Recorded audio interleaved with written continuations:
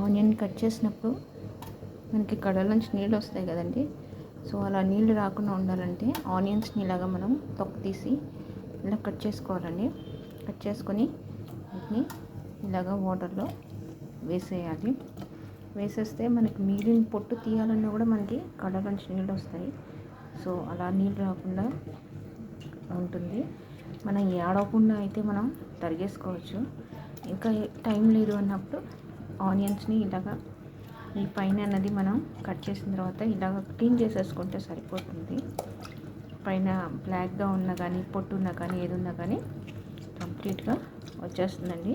So ఈ tip follow అవ్వండి. మీరు ఎన్ని ఆనియన్స్ కట్ చేసినా కానీ మీకు కళ్ళలోంచి నీళ్ళు అనేవి రావు.